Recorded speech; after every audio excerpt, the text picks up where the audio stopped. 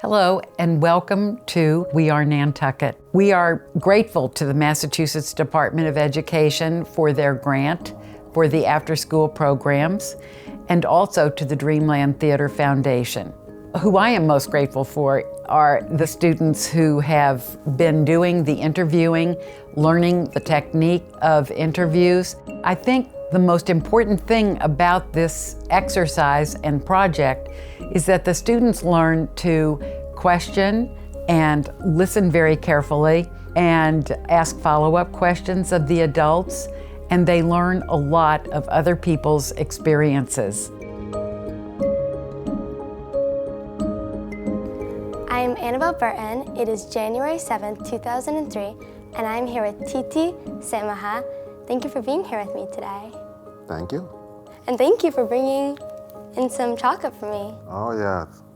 You are welcome. I just happened to now find this chocolate made from cocoa from Ghana, and I thought I would share it with you guys. Could you just start the interview with telling me about where you grew up and like your childhood? Okay, I grew up in Ghana. Ghana is in West Africa. I went to school there. After school, I joined the Ghana Army for about 21 years. So, yeah, I spent all my life in Ghana until the year 2000 when I migrated over here. How old were you when you applied for your visa and was able to migrate towards America? When I came here, I was around 45. I'm 67 now, so you can do the math. I actually retired from the Ghana Army before I got here. Okay, so right after your migration, where did you end up? I came to Worcester, right here in Massachusetts, and I lived there for all these years. And what did you do in there? I worked several jobs, different ones. I worked some warehouses. I was a security guard some places, and I also worked for New England Center for Children. It's a school for kids with autism. And I worked for them for about 12 years. I also worked some nursing homes, so I did everything. Can you tell me about what brought you to Nantucket? Taking care of elderly people. When I first got here, that was one of the first things that everybody recommended, that you go to a CNA school, get your certification, and then you can quickly find a job. And so that's what I did.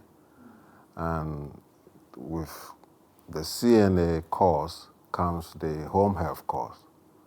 So I have both. I think I applied with one of these agencies. They brought me here initially. Can you tell me about your day-to-day life, what you do to take care of people? Yeah. Basically, it's like living their life for them because, I help them do what they cannot normally do, I mean, what they can't do, what they used to do usually and now they cannot do. So like just taking a shower, walking to the bathroom, getting in and out of bed, just day-to-day basic life activities that they cannot do for themselves, yeah.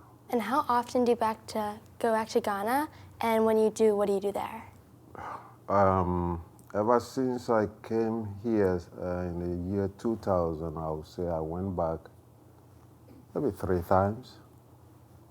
Yeah, and when I go back, it's family. Everybody's over there.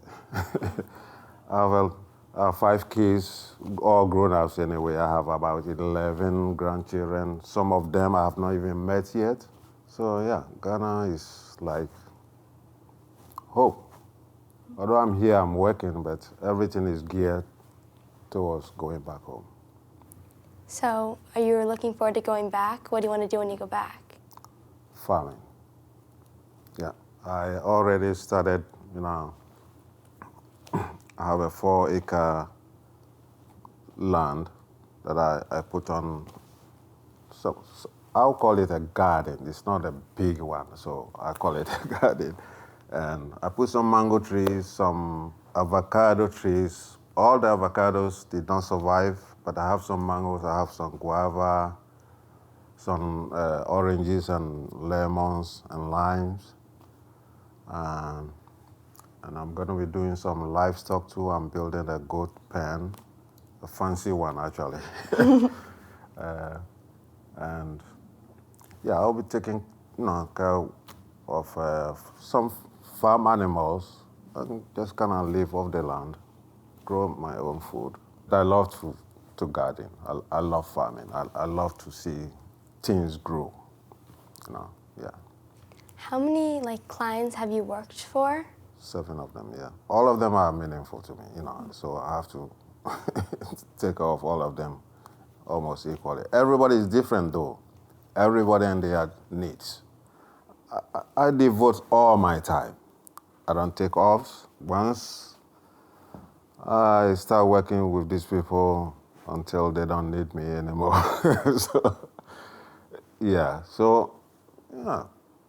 Being able to have patience for everybody, and because it's tough. It's not easy.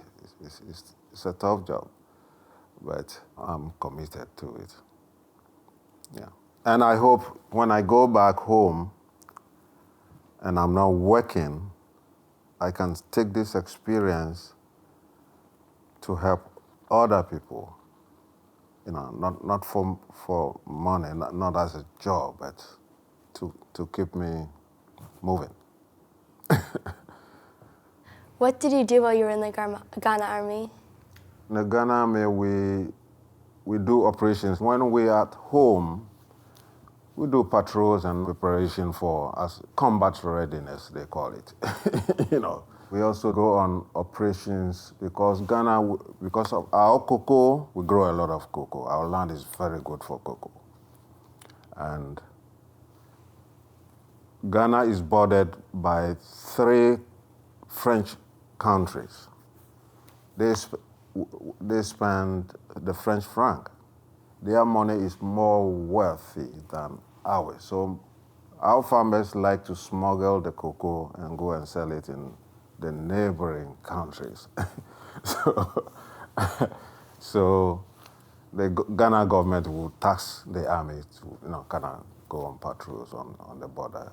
I've been to Liberia. It's a conflict zone. Our mandate was to be peacekeeping between the 2 warring factions. The rebel faction that was fighting the government, their actions were threatening. So our mandate changed from peacekeeping to peace enforcement. We got to this point when we have to fight and push the rebels out of the city, Monrovia. So like I was telling you yesterday, that war is not good. If war comes to your country, it leaves a mark that can never be, so we should all try not to, kill each other by using our military force. One other story that I think I should talk about too is there was a tribal conflict in Ghana, between 2 tribes in the north.